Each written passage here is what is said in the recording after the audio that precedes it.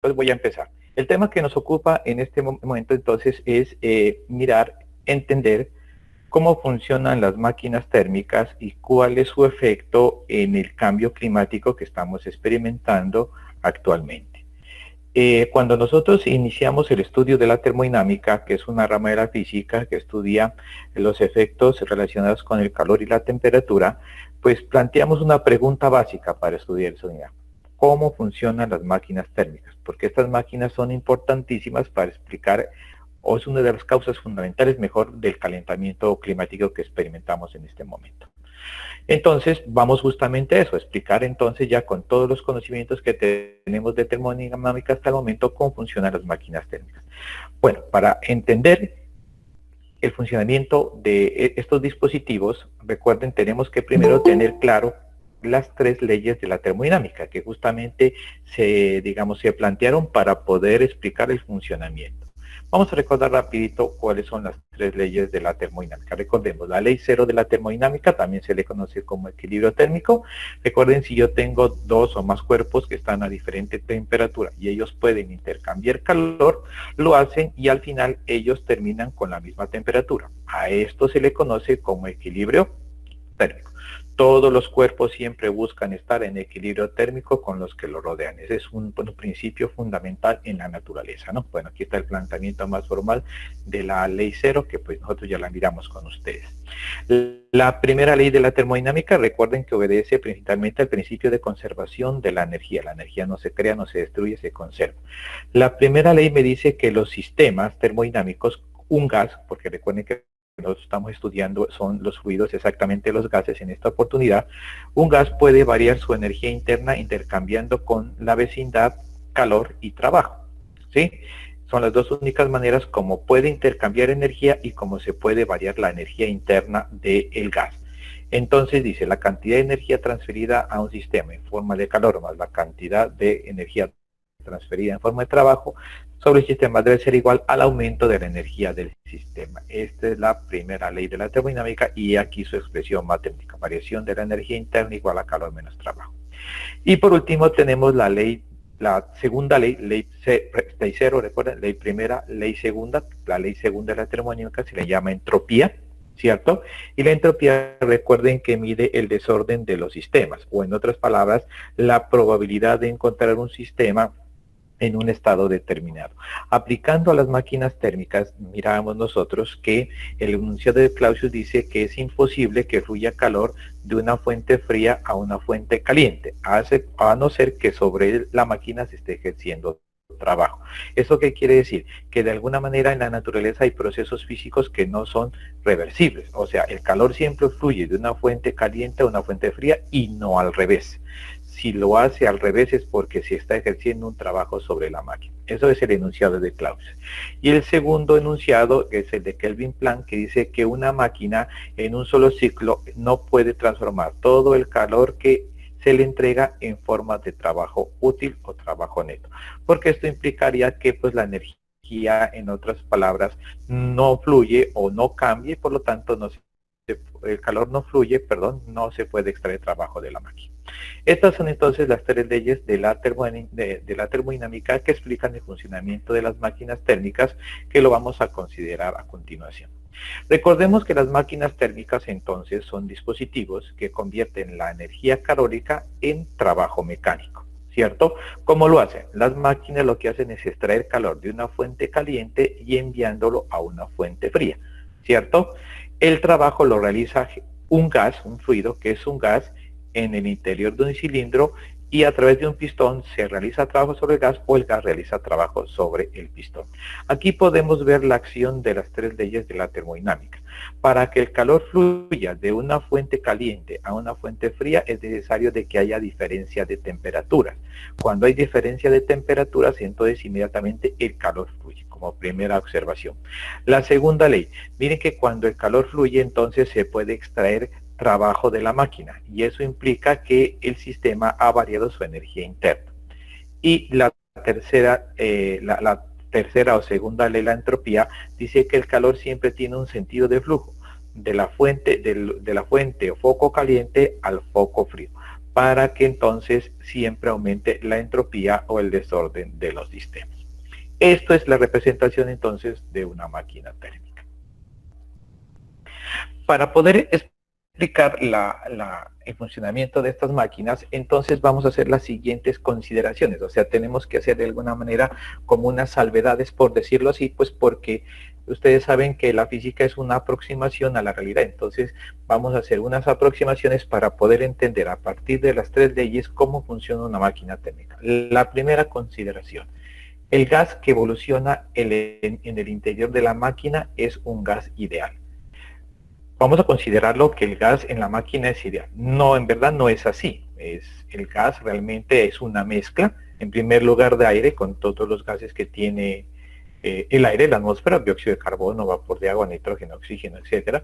Y en segundo lugar, ese gas viene mezclado con combustible, que puede ser gasolina, CPM o gas o otro tipo de combustible fósil, ¿cierto? Atomizado, y entonces pues eso no es un gas ideal. Pero pues aquí vamos a considerar inicialmente que el gas en el interior de la máquina es un gas ideal. Segundo, aunque suele entrar y salir gas de las máquinas, se analiza un volumen fijo, como si fuera siempre el mismo gas el que se calienta, se enfría, recibe o realiza trabajo. El gas que entra a la cámara de combustión, como vamos a mirar a continuación, ese gas después en su fase de expulsión sale y entra un nuevo gas. Acá vamos a considerarlo que ese gas no desaparece, es el mismo y es el que se expande y se comprime continuamente dentro del pistón, dentro del cilindro, perdón. Las combustiones se consideran como aportes de calor desde una fuente a temperatura elevada y la expulsión de los gases quemados como la pérdida de calor que eso supone. Y eso considera enfriarse a un volumen fijo. Entonces, si yo regreso un momentico la diapositiva anterior, la fuente caliente es de donde la máquina extrae calor. Eso corresponde a la combustión del elemento, pues digamos, combustible, valga la redundancia. Y la fuente fría corresponde cuando los gases en el interior de la máquina son expulsados al exterior. Entonces ahí estamos hablando de la zona fría de la máquina, ¿no?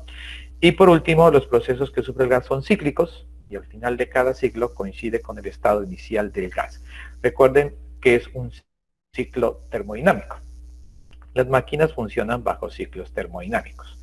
Es una serie de procesos termodinámicos tales que al transcurso de todos ellos el sistema regresa a su estado inicial, es decir, la variación de sus magnitudes termodinámicas es nulo. Entonces, ¿a qué se refiere eso? Primero quiero recordarles, vamos a congelar un momentico esta imagen aquí. Primero quiero recordarles que las magnitudes termodinámicas que describen el estado de un gas son tres: presión, volumen, temperatura, bueno, y masa del gas, pero la masa del gas ya dijimos que la consideramos siempre la misma, ¿cierto? Entonces, si el gas inicia, esta es una gráfica de presión versus volumen, donde miramos aquí, por ejemplo, algunas transformaciones termodinámicas. Si el gas comienza en este estado, este es su estado inicial, ¿cierto?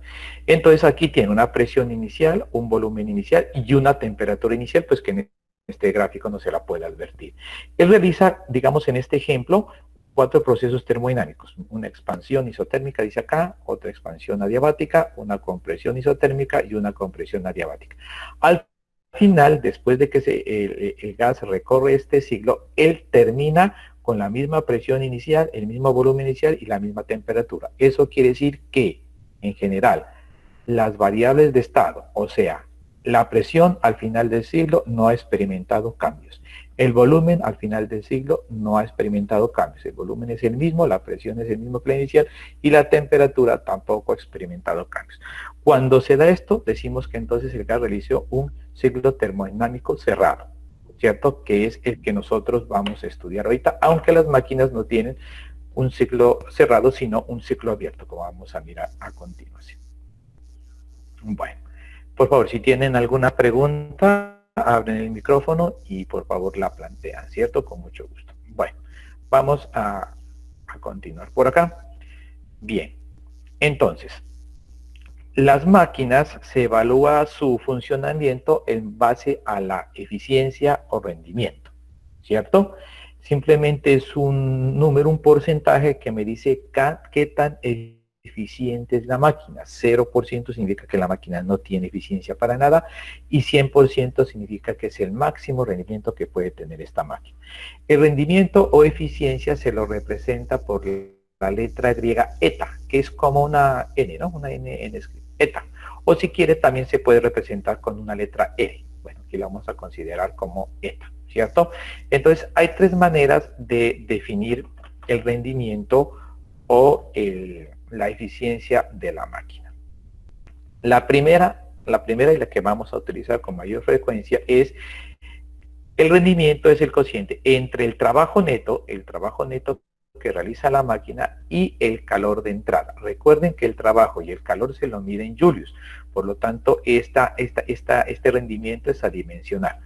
Entonces, el cociente entre el trabajo neto que puedo extraer de la máquina sobre el calor de entrada, el calor que le suministra la máquina, multiplicado por 100, corresponde a la primera expresión del rendimiento, ¿cierto? Bueno, si esto fuera igual a 1, o sea, igual al 100%, eso significaría entonces de que todo el trabajo que hace la máquina lo extrae del calor de entrada, ¿cierto? Porque para que dé 1, estos dos valores deben de ser iguales, ¿cierto? Y eso es imposible por la segunda ley, la ley de la entropía, que dice que es imposible construir una máquina que en un solo ciclo transforme todo el calor que le entregamos en forma de trabajo y no envíe nada a la fuente fría.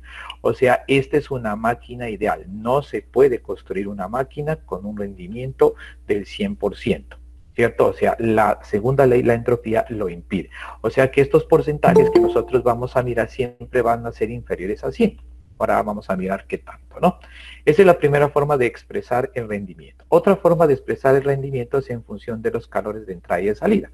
Pues miremos, aplicando aquí el principio de conservación de la energía, podemos concluir que el calor de entrada, Q1, debe ser igual al trabajo que realizó la máquina más el calor que envió a la fuente fría. Si aquí despejamos trabajo, me queda calor de entrada menos calor de salida, que es el trabajo, sobre el calor de entrada. Si yo aquí separo el denominador, me quedaría 1 menos calor de salida sobre calor de entrada, multiplicado por 100. Esta es otra manera de encontrar el rendimiento de una máquina. Entonces tenemos una primera en términos del trabajo neto, el calor de entrada, y una segunda en términos del calor de salida y del calor de entrada. Y por último tenemos esta última expresión del rendimiento que es aplicable al ciclo de Carnot, que vamos a mirar a continuación, y yo puedo evaluar el rendimiento de una máquina en función de las temperaturas de la fuente fría y de la fuente caliente, también multiplicado por 100. Entonces tenemos aquí tres expresiones para averiguar el rendimiento de una máquina, ¿cierto? Una en términos del calor neto sobre el calor de entrada, otra en términos del calor de entrada y de salida, y otra en términos de las temperaturas de donde se extrae el calor 1 y de a donde se envía el calor 2. Y recuerden que en todos estos es imposible de que me dé 1, porque 1 es una máquina ideal, ¿cierto? Y no se puede alcanzar un rendimiento del 100% por la entropía. ¿La tenemos clara hasta ahí, jóvenes? ¿Hay alguna pregunta? Bueno, si hay alguna pregunta, por favor, abren el micrófono y me la comentan. Voy a continuar. Existen tres tipos de máquinas térmicas, como lo pueden apreciar aquí. Se clasifican como motores de combustión externa, motores de combustión interna y máquinas refrigerantes. Estos son los tres tipos de máquinas térmicas. Los motores de combustión externa son, por ejemplo, las máquinas de vapor, ¿cierto? ¿Por qué se les llama de combustión externa? Porque el gas, que es el que realiza trabajo, no está en contacto directo con la fuente de calor. Eso sucede en las máquinas de vapor, como vamos a mirar a continuación. Los motores de combustión interna se presentan cuando el gas sí está en contacto con la fuente de calor. Esos son los motores a gasolina que nosotros tenemos, por ejemplo, en nuestros vehículos, ¿cierto? Motos, carros, ¿cierto? Etcétera. Y también otro tipo de motores que funcionan con un combustible que se llama el diésel, ¿cierto? Que es un derivado del petróleo. El derivado del petróleo es la gasolina y el diésel. ¿cierto? Entonces, los motores de combustión interna, el gas siempre está en contacto con la fuente de calor, se quema dentro del gas, ¿cierto? Y entonces eso tenemos dos tipos de motores, los motores de gasolina y los motores diésel. Los motores diésel generalmente tienen muy buen rendimiento, como vamos a mirar a continuación, y digamos se utilizan para trabajo pesado. Miren este motor, por ejemplo, este motor tiene varios metros de longitud, ¿cierto? Este es un motor, por ejemplo, de un barco, ¿cierto? Son motores diésel, son motores sumamente grandes y sumamente eficientes. Los motores de combustión interna se dividen en dos. Hay unos de 4 tiempos y otros de 2 tiempos. O sea, su ciclo puede ser de 4 tiempos o de 2 tiempos. Esto lo vamos a mirar a continuación. Y por último tenemos las máquinas refrigerantes. Recuerden que son máquinas diseñadas para extraer calor del interior y enviarlo al exterior. Cuando extrae calor del interior, entonces el interior permanece a menor temperatura, ¿cierto? Este es otro tipo de máquinas térmicas que vamos a mirar a continuación. Más o menos hablando del rendimiento, ¿cuáles de estos motores, de estas máquinas tiene mayor, son las más eficientes, digámoslo así? Pues la máquina de vapor tiene un rendimiento ETA aproximadamente, o tenía un rendimiento ETA aproximadamente del 10%. ¿Eso qué significa? Que si a la máquina yo le entregaba 100 julios de calor, la máquina únicamente me producía 10 julios de trabajo y 90 julios lo enviaba al ambiente en forma de calor. O sea, las máquinas de vapor eran sumamente ineficientes. Por eso es que se trataba de mejorar estas máquinas. Al tratar de hacerlo, se dio el paso a los motores de combustión interna con combustibles fósiles, combustibles derivados del petróleo. Estas máquinas de vapor, su combustible inicial era el carbón natural o carbón de hulla. Luego se pasó a los combustibles fósiles líquidos derivados del petróleo, como la gasolina y el CPM. El motor de gasolina, de los mejores motores de gasolina, el rendimiento está por alrededor del 40%, miren. O sea que tampoco son máquinas muy eficientes. Eso significa que si yo le doy 100 julios de calor al motor, él me puede extraer como máximo un 40%. Disculpen aquí, tengo un error, es más bajito todavía, disculpen, es 30%, alrededor del 30%, ¿cierto? O sea, de 100 julios de calor, un 30% lo puedo extraer en forma de trabajo y el 70% se va en forma de calor. Miren que estos motores, como ustedes lo aprecian, se calientan muchísimo, son máquinas relativamente ineficientes. La mejor máquina térmica que se ha construido es la máquina, el motor de diésel, cuyo rendimiento ronda aproximadamente el 40%. ¿Sí? Estas máquinas son las más eficientes dentro de los motores de combustión, ¿cierto? Aunque miren, siguen siendo en términos generales ineficientes, porque ni siquiera el 40%, el 50% del calor que le suministramos lo podemos extraer en forma de trabajo. O sea que miren, esto es algo importante que quiero que ustedes tengan en cuenta aquí. Los motores de combustión que utilizamos nosotros en la actualidad son máquinas relativamente ineficientes, pero no se ha podido mejorar su eficiencia. Por eso hay que migrar a otro tipo de motores, generalmente eléctricos, para que nos lleven a una eficiencia mucho mayor. Bueno, eso con respecto a las máquinas térmicas. Abrieron un micrófono por ahí, no sé si quieren hacer alguna pregunta. No, bueno. Bien, voy a continuar. Entonces, estos son los tipos de motores y vamos entonces a estudiar primero el motor a vapor, ¿cierto? Bueno, vamos a cerrar un poquito esto acá. Bien, la máquina de vapor. La primera referencia que tenemos de una máquina de vapor en la historia se llamó la máquina de Herón, ¿cierto? Herón de Alejandría, un caballero siglo I después de Cristo, en Alejandría. Él era matemático, filósofo. Ustedes recuerdan que los griegos en el tiempo, ellos manejaban muchas ramas del conocimiento, matemático, físico, astrónomo, filósofo. Y él construyó esta máquina, ¿cierto? Esta máquina que ustedes miran acá, que no tenía una función práctica, digamos, más bien se trataba de un juego o una atracción que estaba en los templos griegos, ¿sí? Más o menos qué consiste esa máquina? Bueno, aquí tengo la fuente de calor, que es la producimos a través de un material fósil como la leña. El calor lo absorbe una cierta cantidad de agua. Al absorber el calor del agua se evapora. Ese vapor es enviado a través de estos conductos hasta esta esfera, ¿cierto? Y acá tenemos dos toberas de expulsión, se le llaman estos tubos toberas, opuestas. Entonces esto hace entonces que todo este dispositivo gire, ¿cierto? Y esa es la primera referencia que tenemos a una máquina térmica. No vemos, no supimos o no sabemos si tuvo alguna aplicación práctica, pero esa es la primera máquina que se refiere. En el siglo XVII, cuando empezó la revolución industrial, las máquinas de las fábricas y el transporte fue movido por las máquinas de vapor, obviamente modificadas a la máquina de máquinas más, digamos, un poco más sofisticadas. Aquí tenemos un modelo de cómo funcionaba una máquina de vapor de aquel tiempo. Identifiquemos tres partes importantes. Esta zona de aquí se le llama la caldera. Aquí está la fuente caliente, miren. ¿Sí? Esta parte de acá tenemos el pistón y el cilindro. Aquí es donde se hace trabajo. Miren, el gas no está en contacto con la fuente de calor. Por eso se le llama motores de combustión externa. El gas, que es el que hace trabajo, no está en contacto con la fuente de calor, ¿cierto?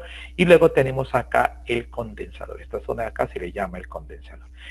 Esta parte de aquí, este es el pistón, esta es una biela, y por acá esto se llama cigüeñal. El cigüeñal lo que hace es convertir el movimiento rectilíneo del pistón, que es de subir y bajar, en un movimiento circular. A esto se le llama el cigüeñal. Bueno, entonces, más o menos cómo funciona esta máquina. Tenemos aquí entonces la fuente de calor, el material de donde extraemos calor, que en este caso, en el siglo XVII y XVIII, cuando empezó la revolución industrial, era inicialmente el carbón natural o carbón de hulla, ¿cierto? Bueno, entonces lo que hacemos con este carbón es calentar una cierta masa de agua y lograrla evaporar. Aquí tenemos un manómetro que me mide la presión del gas. Este gas a gran presión se conduce por este conducto y aquí tenemos TSUA, que es una llave de entrada. Abrimos la llave de entrada para que pueda fluir el vapor, mientras la llave de salida B permanece cerrada. Entonces abrimos la llave de entrada y entra el vapor a alta temperatura y presión. Cuando entra el vapor a la cámara, ¿cierto? Entonces en ese momento cerramos la llave de entrada y entonces el vapor queda atrapado. Recuerden que un gas a alta temperatura naturalmente siempre se va a expandir. Entonces se expande y al hacerlo hace trabajo sobre el pistón y eleva el pistón. Este es el único momento donde la máquina hace trabajo sobre el pistón. Ya cuando el pistón regrese lo hace por inercia. O sea que este es el único momento donde la máquina hace trabajo. Cuando el pistón sube, en ese momento se abre la válvula o llave de salida para que el gas salga. Al salir el gas, obviamente el pistón baja, ¿cierto? Y ese vapor llega al condensador, donde a través de agua fría lo que se hace es que él se condense. Condensar, recuerden, es cambiar de estado de vapor a estado líquido. Entonces el gas se enfría, al enfriarse se condensa, se vuelve líquido, y después la idea es que este líquido de aquí se vuelva nuevamente acá a través de para completar un ciclo cerrado a la caldera y comience a funcionar. Pues de esta manera, miren, en el siglo XVII-XVIII se movió toda la industria. Todas las fábricas manufactureras que utilizaban máquinas lo hacían a través del sistema, con máquinas de vapor. Y todo el transporte. Entonces aquí nacieron los trenes a vapor. Los trenes a vapor fueron unos grandes dispositivos de comunicación en todas las regiones del mundo. Comunicaron a varias áreas. En Europa sobre todo es donde más se desarrolló el tren, ¿cierto? Y en Estados Unidos. Eso movió y revolucionó pues toda la industria. Al igual que barcos, los barcos fueron movidos también con este sistema, con estas máquinas de vapor inicialmente. Bueno, esa es la máquina de vapor. Muy bien. Sigamos por acá. Bueno, vamos a estudiar ahora el ciclo de Carnot. Sadi Carnot fue un físico, un ingeniero francés, ¿sí? 1976. Murió en 1932, él trabajó dentro del área de la termodinámica y él fue uno de los llamados a explicar el funcionamiento de los motores a vapor para mejorar su rendimiento. Y él, aplicando las leyes de la termodinámica, logró diseñar un ciclo del funcionamiento de un motor ideal. ¿Sí? O sea, este ciclo es ideal. Realmente no se puede, digamos, aplicarlo a una máquina térmica, a un motor, por ejemplo, porque hay limitaciones, digamos, de tipo teórico. Por ejemplo, recuerden la transformación isotérmica. Una transformación isotérmica es donde, recuerden, la temperatura permanece constante y todo el calor que yo le suministro al gas, él lo realiza en trabajo. Esto no está de acuerdo o viola la segunda ley, la ley de la entropía. Este es un ciclo ideal y entonces por tener estos ciclos, este ciclo es ideal, no se lo puede aplicar a motores de combustión interna, ¿cierto? Que es lo que vamos a mirar a continuación. Pero entonces, ¿por qué lo estudiamos? Porque es una referencia para los ingenieros para poder acercarse al motor más eficiente. Los ingenieros que diseñan entonces los motores de combustión interna se fijan en el ciclo de Carnot y los guía para buscar el motor más eficiente. Así cada vez pues se construyen motores de combustión con unas pequeñas mejoras que hacen que la eficiencia mejore pues por el orden de unidad, ¿no? De 35, 36%, 41, 42%, ¿cierto? Pero todo se hace en base al ciclo de Carnot. Vamos a estudiar el ciclo de Carnot. Aquí tenemos una gráfica en el eje Y de, una gráfica en el eje Y de presión y en el eje X versus volumen, es una gráfica de presión versus volumen. Y aquí están, en esta área, está descrito cuatro transformaciones termodinámicas, que es un ciclo cerrado, ¿cierto? Y que son continuos. La primera es una expansión isotérmica, la segunda una expansión adiabática, la tercera es una compresión isotérmica y la cuarta es una compresión adiabática. Aquí tenemos en este GIF, esta imagen GIF, veremos la animación, como a medida que el pistón se va moviendo a lo largo del cilindro, pues se van describiendo los correspondientes transformaciones termodinámicas, ¿cierto? Acá también lo tenemos, pues digamos un poco más, o congelado, ¿no? En el tiempo. Voy a recordar dos cositas, qué es una transformación isotérmica y qué es una transformación adiabática, que son las que están presentes en este ciclo. La transformación isotérmica, recordemos ustedes que consiste en una expansión o compresión de un gas y que se hace a temperatura constante.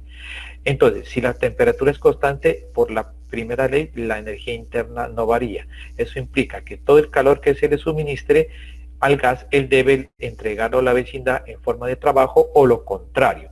Todo el trabajo que recibe de la vecindad a través del pistón, él debe liberarlo al ambiente en forma de calor. ¿Sí? Esta es la transformación isotérmica. Y la transformación adiabática, donde tenemos la expansión o compresión de un gas, pero que se hace sin intercambio de calor.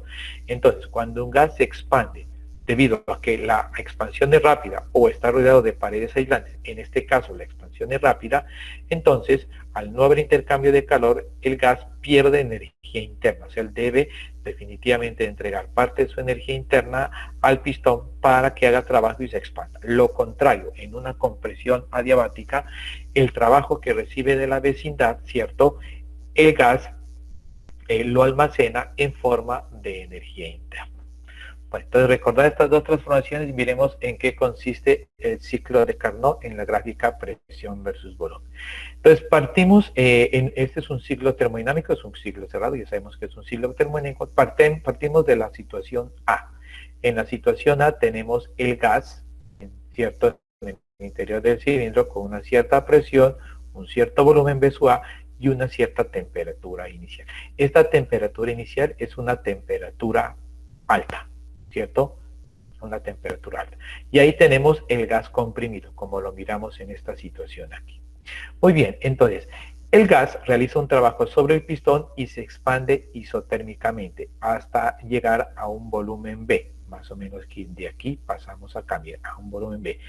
El gas, si hace una expansión isotérmica, significa que el gas desde este punto hasta este punto no experimentó cambios en la temperatura. O sea que el gas se expandió del volumen A al volumen B con la temperatura de la fuente de calor, o sea, temperatura alta. ¿Sí? Y recuerden que se expandió, ¿cierto? Según absorbió todo el calor de la fuente de calor y lo empleó en realizar trabajo, en la expansión isotérmica. Luego estamos aquí a la mitad del recorrido del pistón en el cilindro. Luego el gas se expande adiabáticamente para completar su carrera de expansión. Así se le llama el movimiento del pistón. Desde este punto hasta este punto de acá se le llama carrera de expansión. En la segunda parte donde se expande para terminar la carrera de expansión es una expansión adiabática, sin intercambio de calor. O sea, significa que la energía interna que tenía aquí, que era alta, porque recuerden que aquí la temperatura del punto B es la misma temperatura del punto A porque es isotérmica. Esa temperatura que está, esa energía guardada en la energía interna del gas, lo utilizó todo para hacer trabajo y terminar la expansión hasta el punto C, a la máxima expansión del gas. Entonces recuerden que cuando un gas se expande adiabáticamente se enfría, o sea que al final de la carrera de expansión tenemos el gas expandido en la cámara, ¿cierto? A un volumen mucho mayor que el inicial, a una presión menor y a una temperatura inferior. Aquí el gas está enfriado. Bien, y ahora sí, para completar el ciclo pasamos de un volumen C a un volumen D, más o menos corresponde a esto que usted mira acá, en donde el pistón hace trabajo sobre el gas y lo comprime, hace una compresión isotérmica. Si es una compresión isotérmica, recuerde que el gas va de este volumen C a este volumen D, conservando la misma temperatura, o sea, una temperatura baja, ¿cierto? Porque en C el gas está frío, ¿cierto? Y entonces todo el trabajo que absorbió del pistón lo liberó al ambiente en forma de calor para no calentarse hasta llegar al punto D. Y luego, para cerrar el ciclo, del punto D al punto A hizo una compresión adiabática, ¿cierto? En la compresión adiabática recuerden que se hace sin intercambio de calor y entonces todo el trabajo que hace el pistón sobre el gas se emplea en calentar el gas, ¿cierto? Y reducir su volumen hasta llegar al punto A donde partimos inicialmente. Acá entonces podemos ver el trabajo del ciclo de Carnot en esta animación. Miren, una expansión isotérmica, expansión adiabática, una compresión isotérmica, una compresión adiabática. Este es el ciclo de Carnot, un ciclo ideal, y de aquí nosotros podemos entonces aplicar la ecuación del rendimiento para el ciclo de Carnot. Pues en el ciclo de Carnot dice que el rendimiento de esta máquina se puede calcular como 1 menos la temperatura del foco frío, pero la temperatura del foco frío, T sub 2 es la temperatura del foco frío, sobre la temperatura del foco caliente. Es importante aquí que esta temperatura se mida en grados Kelvin, ¿sí? Esto se mide en grados Kelvin. Como más adelante haremos unos ejercicios para poder aplicar esto. Entonces, la máquina de Carnot dice que esta máquina puede tener el máximo rendimiento para una máquina que funcione entre dos focos de temperatura, ¿cierto? Uno muy bajo y otro muy alto. Y esta máquina me dará el máximo rendimiento para cuando esa máquina trabaje entre estos dos focos de temperatura. Foco bajo y foco alto. Bueno, entonces, según este ciclo de Carnot, hubo otro caballero llamado Nicolás Augusto Otto. Este caballero era alemán, ¿sí? Nació en 1832, fallecimiento en 1891, y él con el ciclo de Carnot diseñó el ciclo Otto, que es el ciclo que utilizan los motores de combustión que nosotros utilizamos actualmente. A diferencia del ciclo de Carnot, este ciclo Otto es un ciclo abierto, como lo vamos a describir a continuación. Y de esta manera entonces se funcionan los motores de gasolina y diésel que nosotros utilizamos en estos momentos. Les recuerdo que los motores de combustión interna, motores a gasolina y motores se les llama interna porque el gas que se expande sí está directamente en contacto con la fuente de calor, como lo vamos a mirar a continuación. Entonces, ¿qué vemos aquí? Aquí miramos, miren, vemos un cilindro, ¿cierto? Provisto de un pistón, ¿cierto? Este es el pistón. A esto de aquí se le llama biela, ¿sí? Y el sistema de acá se le llama cigüeñal, ¿no? Acá tenemos una válvula que me sella un conducto de, aquí exactamente un conducto de admisión, otra válvula que aquí me sella un conducto de admisión, y esto que tenemos acá representa la bujía que genera una chispa para generar la ignición de los gases aquí en la cámara de combustión. A esto de aquí se le llama la cámara de combustión. Entonces repitamos las partes del motor en el ciclo Otto. Tenemos el cilindro, que es todo esto de acá. Esto de acá es la cámara de combustión. Miren que por eso se llama de combustión interna, porque el gas que está encerrado aquí en este momento recibe el calor, ¿cierto?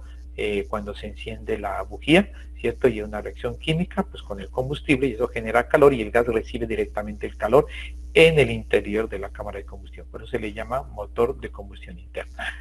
Esta es la bujía, la que genera la chispa. Esta es la válvula de admisión. Esta es la válvula de escape. ¿Listo?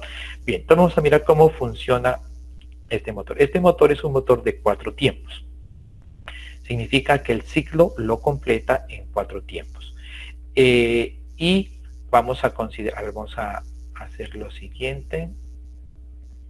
Permítanme aquí.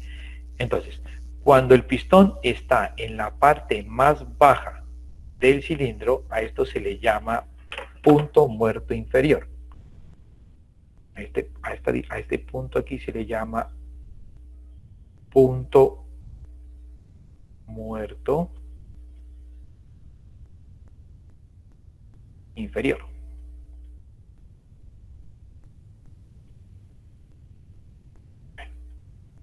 Me está acabando la tinta. Y cuando el pistón está acá, en esta parte de acá, donde la biela se expande lo máximo, se le llama punto muerto superior. Y dependiendo del diámetro del cilindro, entonces nosotros hablamos del motor, la cilindrada, decimos por ejemplo 180 centímetros cúbicos. Eso corresponde al volumen que dispone el gas aquí para expandirse en el cilindro limitado por el pistón. Entonces, la distancia que hay entre el punto muerto inferior y el punto muerto superior, o viceversa, esto se le llama carrera. Entonces, esta puede ser carrera de ascenso o carrera de descenso del pistón. Hecha esa aclaración, continuemos. Entonces, vamos a analizar el ciclo de Carnot. El ciclo de Carnot se hace a 4 tiempos con 2 carreras del pistón. Entonces, vamos aquí primero. Aquí tenemos una gráfica de presión, acá tenemos una gráfica de volumen para el gas que evoluciona dentro de la cámara de combustión. Entonces, aquí hay unos puntos. Miren, aquí está el punto A, aquí está el punto E. Acá miren, esta gráfica aquí también la podemos mirar acá. El punto A, el punto E, el punto B, el punto C, el punto D. ¿Cierto? Bueno, entonces vamos con el primer proceso. Expansión. La expansión se logra cuando se abre la válvula de admisión y baja el pistón, y eso hace que entonces entre aquí aire y combustible a la cámara de combustión. A ese proceso se le llama admisión, repito. Es cuando el cilindro baja, se abre la válvula de admisión y eso permite aspirar la mezcla de aire y combustible. Esto puede ser aire y gasolina o aire o ACP, ¿no es cierto? Si es un motor diésel. A ese proceso es un proceso de expansión. Sería desde E hasta A en la gráfica presión versus volumen. Presión constante, o sea, una expansión isobarica. Entonces, en este caso, de E a A es una expansión isobárica, y en este momento tenemos la admisión. El pistón baja y entra a la cámara de combustión, entra la mezcla de aire combustible. A eso se le llama admisión. Bien, en ese momento se genera una compresión. El gas reduce su volumen desde un volumen A a un volumen B, ¿cierto? Reduce su volumen. Eso quiere decir que el cilindro debe de subir, ¿cierto? Se le llama compresión. Miren, aquí absorbe, es el primer tiempo, admisión, compresión.